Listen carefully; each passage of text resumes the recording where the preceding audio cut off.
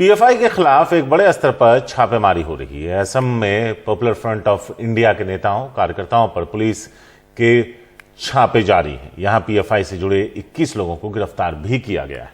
वहीं दिल्ली में भी कई जगहों पर पीएफआई से जुड़े लोगों पर छापेमारी चल रही है। जामिया का इलाका, निजामुद्दीन, रोहिणी में भी छापेमारी हो रही है। इसके अलावा पूर्वी दिल्ली से 4 लोगों को यहां पर हिरासत में लिया गया था और धीरे धीरे खबर आ रही है कि शायद दिल्ली में भी अब 30 लोगों को हिरासत में ले लिया गया है।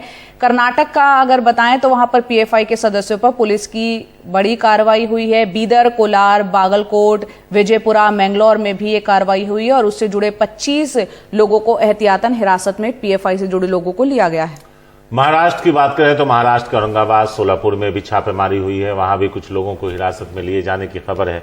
तो जैसा हम बता रहे थे जया कि आज ये कार्रवाई हुई, इससे पहले भी छापे पड़े थे और कई लोगों को और उनके जो हेड थे उनको भी गिरफ्तार किया गया था और कई तरह के गंभीर आरोप लगे हैं। लेकिन पीएफआई ये सफाई देता रहा है कि वो कोई भी ऐसा काम नहीं करता जो देश विरोधी हो या गैर कानूनी हो। तो ये तमाम छापेमारी जो है टेरर कैंप और टेरर फंडिंग से जुड़ी के नाम पर इस वक्त चल रही है। कई गिरफ्तारियां पहले भी हुई हैं और आज एक बड़े पैमाने पर हम देख रहे हैं कई राज्यों में ये छापेमारी चल रही है। असम में वहां की जो पुलिस है वो छापे कर रही है जिसमें 21 लोगों की गिरफ्तारी हुई है। दिल्ली में जो स्पेशल सेल है और जो पुलिस है उसके साथ मिलकर यहाँ पर ये छापेमारी चल रही है। साथ ही कर्नाटक में भी हमने देखा 25 लोगों को एहतियातन हिरासत में लिया गया है। महाराष्ट्र के औरंगाबाद, सोलापुर में भी छापेमारी हुई है और वहां पर भी कुछ लोगों को हिरासत में ले लिया गया है।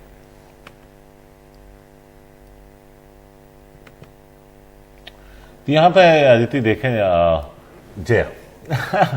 जया अगर देखें तो एक कार्रवाई है और असम में हमने देखा था कि जब पिछली बार कार्रवाई हो रही थी तो लोग भी काफी, उनके जो समर्थक और जो कार्यकर्ता थे वो भी खासे नाराज नजर आए थे। लेकिन यहाँ पर पुलिस और जो सुरक्षा एजेंसियां हैं, जो जांच एजेंसीज हैं, उनका कहना है कि कोई ऐसे सबूत मिले हैं जो इस तरफ इशारा करते हैं कि कुछ ऐसी गतिविधियों में पीएफआई शामिल है जो टेरर फंडिंग से जुड़ी भी हो सकती हैं, टेरर कैंप से जुड़ी भी हो सकती है, जो ऐसी तमाम कार्रवाई हैं जिसमें पीएफआई का हाथ हो सकता है।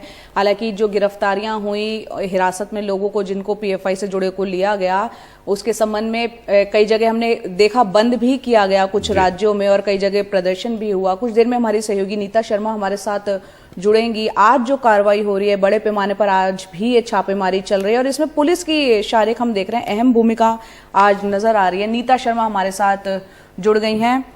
नीता, बताएं कहां ये छापेमारी चल रही है, कितने लोगों को हिरासत में लिया गया, इससे पहले की जो छापेमारी हुई है उसमें किस तरह के अंदेशे और सबूत सामने आए थे?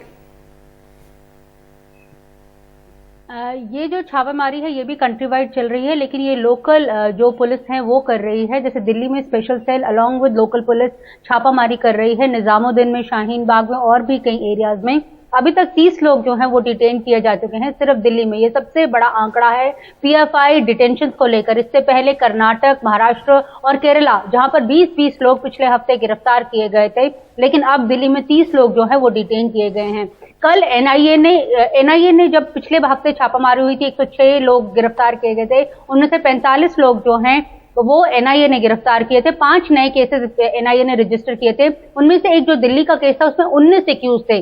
कल 19 के 19 एक्यूज जो हैं पटियाला हाउस कोर्ट में उन्हें पेश किया गया था। वहां पे एनआईए ने कहा था ये लोग सोशल मीडिया का प्लेटफॉर्म यूज कर रहे थे लोगों को रेडिकलाइज करने के लिए, लोगों को प्रिस्क्राइब्ड ऑर्गेनाइजेशंस के साथ जोड़ने के लिए, इसलिए इनकी कस्टडी और ज्यादा जरूरी है। तो 5 दिन एनआईए को उन लोगों की और कस्टडी जो है मिल गई थी। बिहार एटीएस ने जो जानकारी साझा की है एनआईए के साथ, उन्होंने बोला है कि कई आरएसएस नेताओं को भी ये लोग टारगेट करने वाले थे। प्रधानमंत्री की एक रैली होने वाली थी, उसके ऊपर भी इनका जो था वो काम चल रहा था। तो नए नए खुलासे जो हैं वो जो राज्य की पुलिस है, जैसे यूपी की एटीएस है, वो भी अपनी तरफ से दावा कर रही है। इन सभी बातों को लेकर अब एक लीगल ओपिनियन लिया जा रहा है केंद्र सरकार द्वारा कि क्या पीएफआई को यूएपी के तहत बैन कर दिया जाए या ना किया जाए। इससे पहले 2020 में भी ऐसा एक ओपिनियन लिया गया था, लेकिन तब कार्रवाई में केंद्रीय गृह मंत्रालय ने कहा था कि इतना पक्का सबूत नहीं है स्टेट अथॉरिटीज के पास कि इस ऑर्गेनाइजेशन को बैन किया जाए।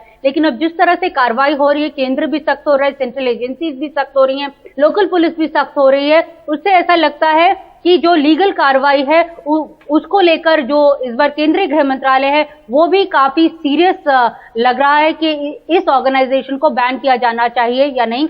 फिलहाल इसके ऊपर लीगल ओपिनियन लिया जा रहा है। जया, शुक्रिया अनीता इस ताजा अपडेट्स के लिए। फिलहाल वक्त एक छोटे से ब्रेक का है।